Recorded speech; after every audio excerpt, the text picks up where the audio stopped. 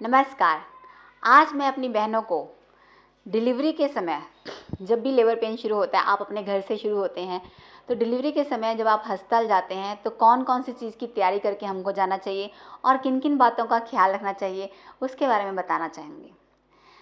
जब भी आपको लेबर पेन शुरू होता है, जैसे प्रसव का जो दर्द होता है वो शुरू होता है, उसके क्या सिम्टम होते हैं। जैसे आपको ये पेन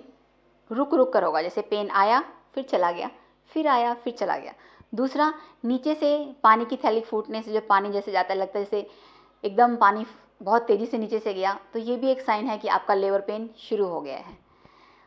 और कई बार हल्का हल्का पेन होता है जो कि फॉल्स लेबर पेन भी हो सकता है। पर जब आपका टाइम पूरा हो जाए और दर्द शुरू हो रहा हो तो इसको अनदेखा ना करें, आप अस्पताल में जाएं और अपने डॉक्टर को दिखाएं। अगर ये सचमुच प्रसव का दर्द होगा तो वो आपको भर्ती कर लेगा और डिलीवरी हो जाएगी। अगर ये प्रसव पेन नहीं होगा तो आपको घर वापस भेज दिया जाएगा। तो मैं चाहती हूँ आज ये बताना अपनी बहनों को कि जब प्रसव पेन शुरू होता है, जब दर्द होता है, लेबर पेन शुरू होता है, जब आप घर से चलते हैं तो आपके पास क्या मिनिमम सामान होना चाहिए, किस तैयारी के साथ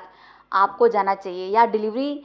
का ये डिलीवरी होने से पहले या फिर ये प्रसव पेन होने से पहले ही आपको अपना एक बैग लगाना चाहिए जिसमें किन किन चीज़ों को आपको रखना चाहिए और क्या क्या चीज़ों का ध्यान रखना चाहिए।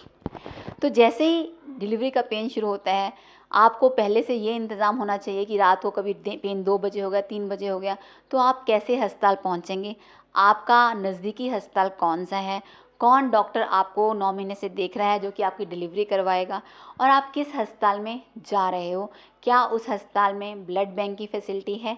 ऑपरेशन थिएटर की फैसिलिटी है,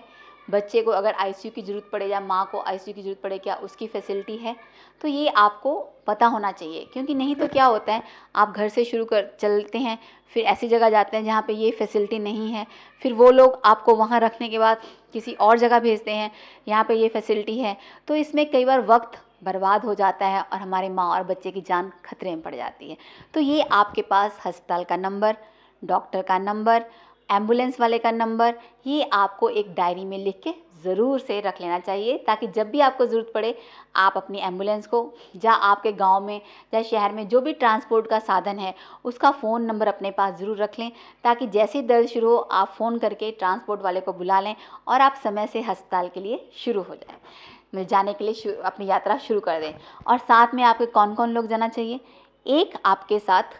आपका ऐसा साथी जाने चाहिए, आपकी ऐसी सहेली जानी चाहिए जो कि डिलीवरी रूम में आपके साथ रह सके, जो आपके दुख को समझ सके, जो आपको दर्द के टाइम थोड़ा सहला सके और आपके साथ बात कर सके। इसको हम लोग बर्थ अटेंडेंट कहते हैं। ये जो बर्थ अटेंडेंट होते हैं, ये आजकल हम लोग लेबर रूम के अंदर हमेशा अलाउ करते हैं कि बर्थ अटेंडेंट आपके साथ डिलीवरी के दौरान भी साथ रहें। इससे आपका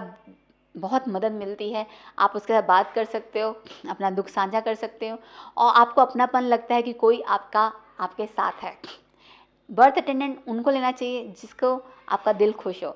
जिससे आप प्रसन्न हो, क्योंकि आप किसी ऐसे बंदे को ले जाएं जिनको आप पसंद नहीं करते हो, आप उनसे दुखी रहते हो, तो ऐसे बंदे को आप अस्पताल में बर्थ अटेंडेंट बनाकर ना लेके जाएं, क्योंकि इससे आपका दुख और बढ़ सकता है। और आपके बैग में जो मिनिमम सामान होता है, जैसे कि टॉवल है,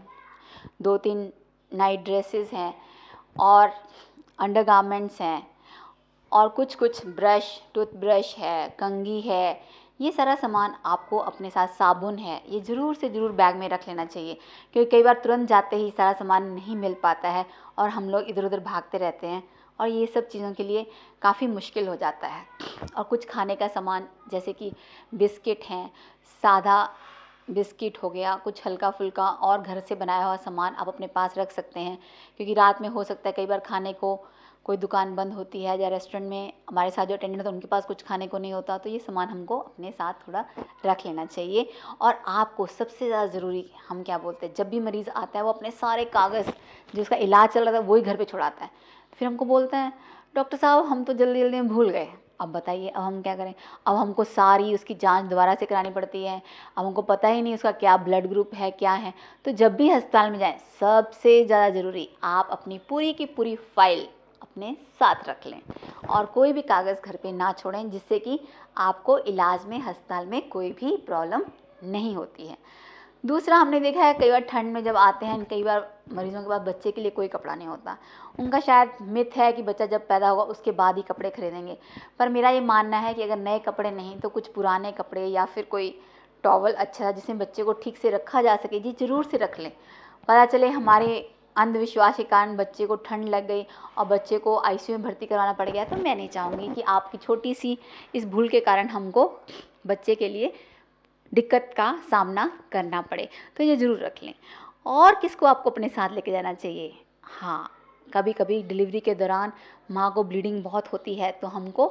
चाहिए होता है कि कोई ब्लड देने वाला आदमी आपके साथ हो। तो ऐसे 1-2 लोग जो आपके लिए ब्लड दे सकते हैं, या फिर उनका फ़ोन नंबर अपने पास रख लें ताकि ज़रूरत पड़ने पर वो अस्पताल में वक्त पे पहुंच सकें और आपके लिए खून दे सकें, ताकि हमारी माताओं को कोई भी प्रॉब्लम ना हो, क्योंकि वो खून एक ऐसी चीज़ है जो हम आपको कहीं से नहीं दे सकते, ना ही ये बाज़ार में ख़रीदने से मिलता है। तो इसके लिए अगर आप ब्लड देते हैं, उसके बदले ब्लड बैंक में आपको एक ब्लड मिलता है, तभी हम आपको चढ़ा पाते हैं। तो ऐसे 2-3 बंदों का फ़ोन नंबर रखें, और हो सके तो एक ऐसे इंसान को जो आपके लिए ब्लड दे सकता हो, उसको ज़रूर से अपने साथ लेकर आएँ। और इसके अलावा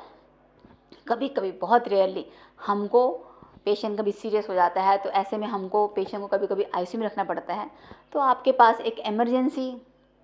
मैनेजमेंट के लिए भी अपना इंतज़ाम होना चाहिए। क्योंकि नॉर्मली क्या होता है, लोग गांव से चलते हैं, उनके पास बहुत ज़्यादा चीज़ें नहीं होती हैं, कई बार दवाइयाँ महंगी होती हैं और भी प्रॉब्लम्स होती हैं। पर आजकल तो सरकार की